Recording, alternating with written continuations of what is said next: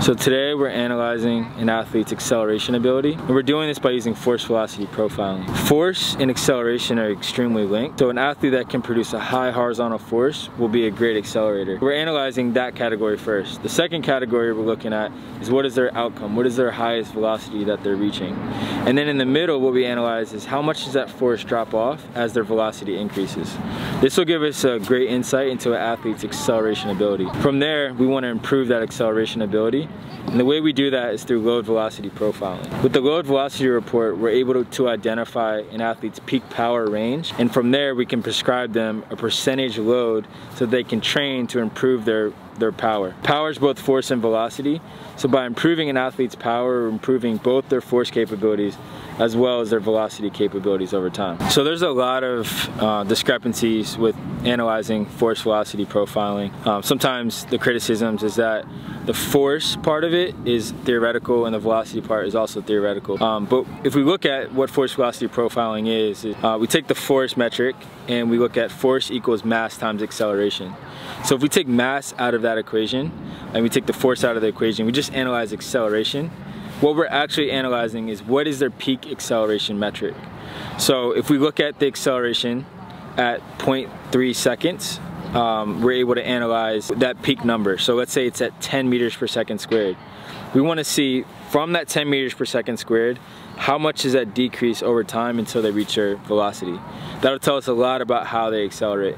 So an athlete that can produce a great initial acceleration that has a poor decrease, so meaning that they decrease really fast, they're not going to hit as high of a velocity and they're not going to be as efficient in their acceleration. So what we want to do is we want to create a high initial acceleration, and then we want to have that number decrease less over time until they reach a higher peak velocity a little bit later on. So if I want to analyze power, I can really look at it in two different ways.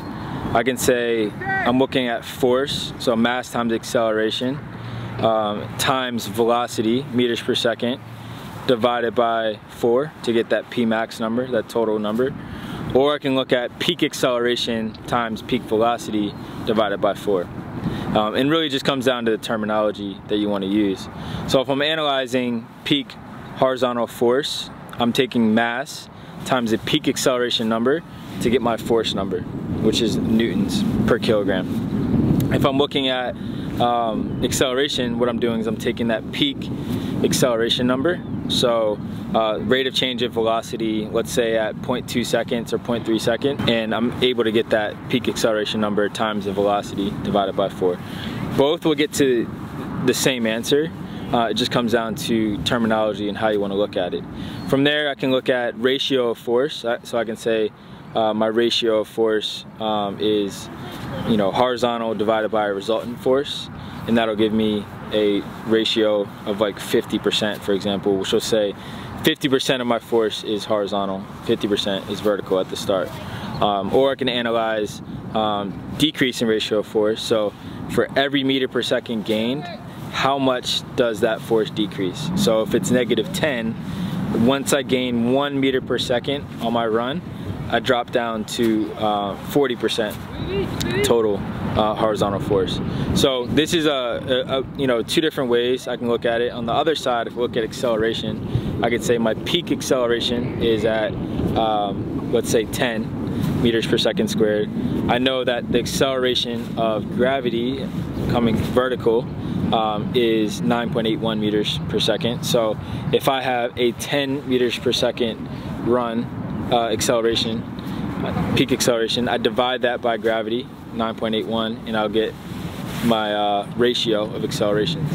So it kind of depends on your language, the language that you want to use, but they both come to the same outcome. So if I say it is 51% acceleration horizontal versus vertical, I can also look at the decrease as I gain a meter per second. So if I gain a meter per second and I'm at 50, I drop down and my acceleration decreases 10, I drop to 40% once I reach a meter per second. So again, they're the same exact metrics, but what we're looking at is how they decrease until we reach that peak velocity.